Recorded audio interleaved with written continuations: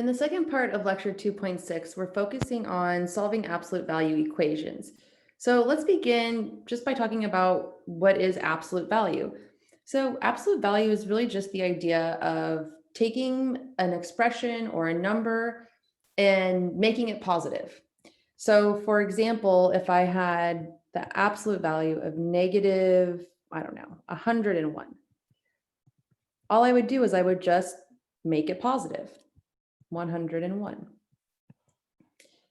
Right? So if the thing inside the absolute value is negative, I switch the sign. However, if the thing inside is already positive, I do nothing. So absolute value is never negative. Whenever I apply the absolute value, it's not possible for me to get a negative number. And just for clarification, the absolute value of 0 is 0.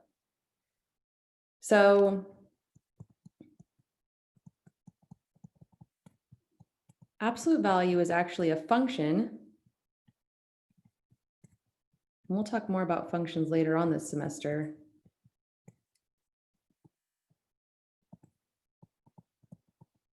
It's a function that returns a non-negative value.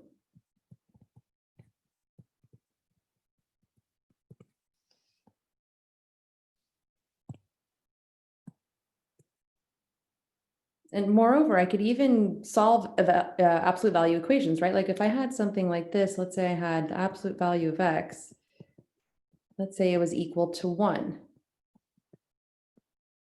Well, then in this case, I could have either that x equals -1, or I could have x equals +1. Because when I take the absolute value of -1, I get back 1. And when I take the absolute value of 1, I get back 1. So these both work and they're both solutions.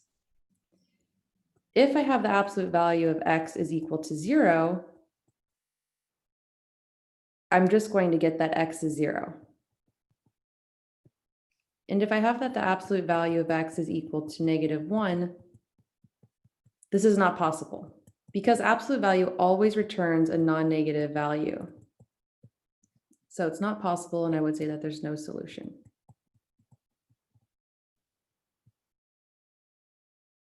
The absolute value equations that we have for this section are going to be a little bit more complex, but the idea here is just to split it into two equations, a positive and a negative if you can. If it's 0, then the inside has to be 0. Or if I have an absolute value equal to a negative value, I know right off the bat that there is no solution and I don't really need to do any work.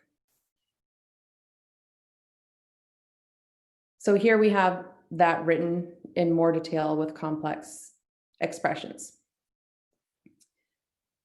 So let's work on example 8, solving absolute value equations. So if I look at example A, 6x plus 4, take the absolute value of that to get 8. How would I solve that?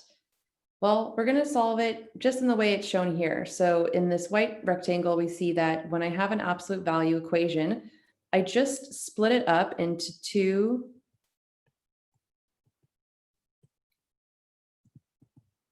different equations, one of which is going to have the positive and one of which will have the negative.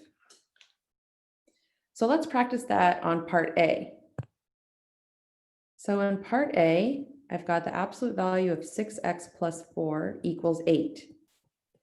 So I'm going to split this into two equations. I'm going to have equation 1, where I just consider the positive, 6x plus 4 equals positive 8. And I'll also have equation 2, where I consider the negative. So I'm going to have 6x plus 4 equals -8. And then from here, I can go ahead and solve these for x. So subtracting a 4 from both sides, 6x equals 4. Just kidding. That one goes over there. Let me do this. There we are. And then 6x equals -12. Better, right. And then I'm going to go ahead and divide by 6 on each side, and I can do those both at the same time. So I get x equals 4 over 6, x equals -2. I can reduce here. So you don't have to solve them simultaneously. You can solve them one by one. But these are both of our solutions. So we have two solutions.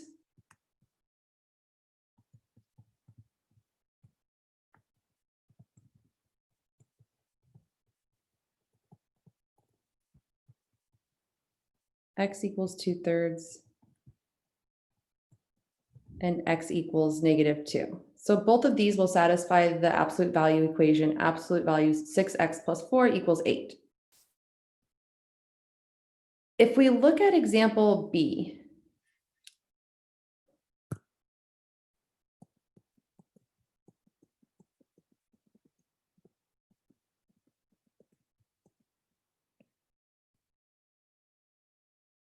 we notice that it's equal to a negative number. Since absolute values always return a non-negative number, this is not possible. It's not possible to take the absolute value of something and have it return a negative number. So we conclude that there are no solutions.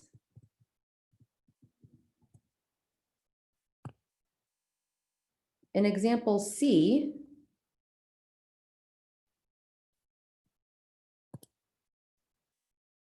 we have to do a little bit of adjustment before we can begin. So we want to make sure that we isolate the absolute value on one side of the equation first. So I want to add a 4 to each side.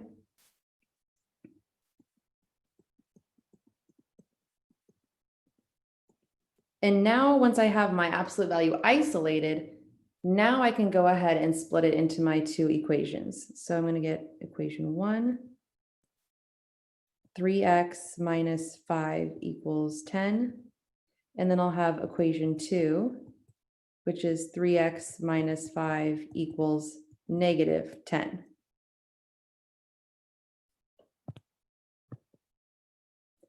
So I'm just going to solve both equations for x. So I'll add 5.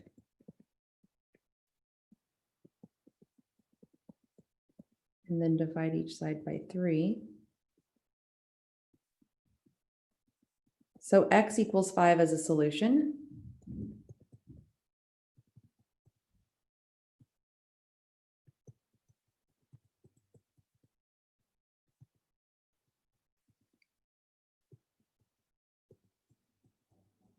And x equals -5/3 as a solution. So this is another case where we have two solutions.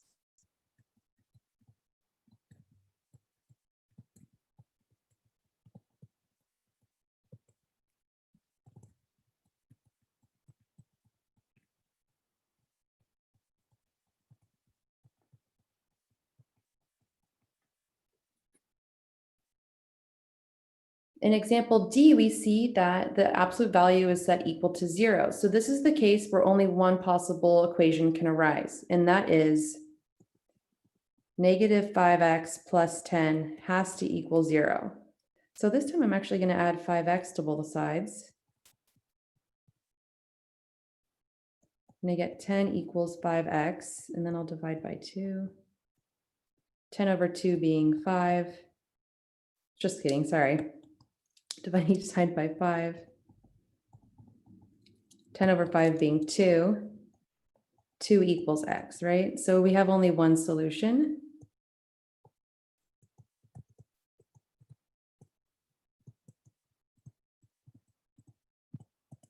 And that is x equals 2. I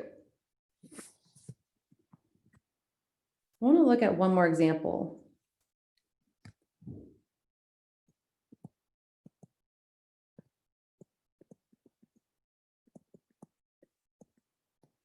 Let's say we had -4 times the absolute value of 2x plus 1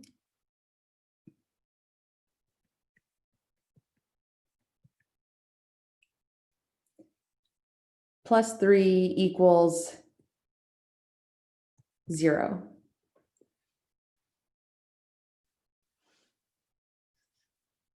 So you might be tempted to think, oh, well, 2x plus 1 then has to be 0. I know what happens here. But you can't make those assumptions until you've isolated the absolute value. So the first thing you want to do is you want to isolate this thing, right? So don't even think about the absolute value right now. Just think of it as you have this thing, right?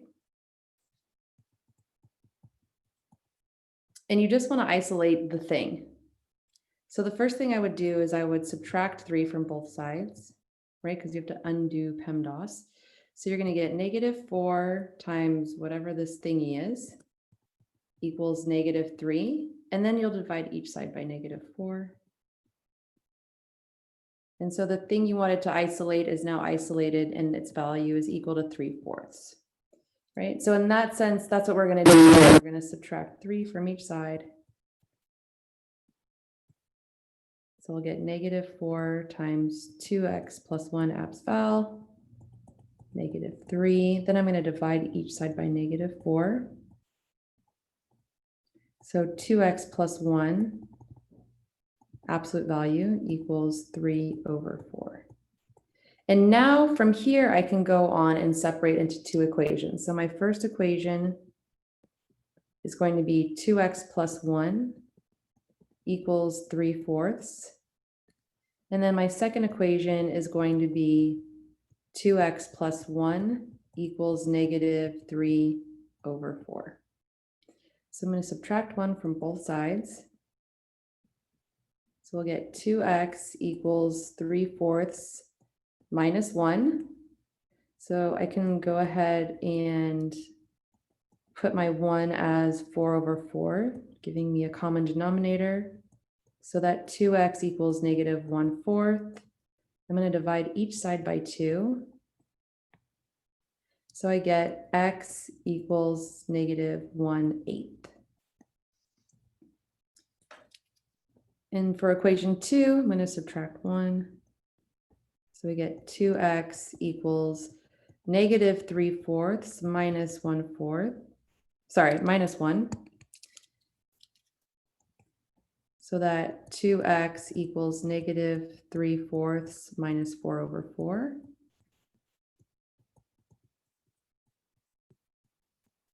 Then I'll divide each side by 2, giving me that x equals -7/8. And so these are my two solutions.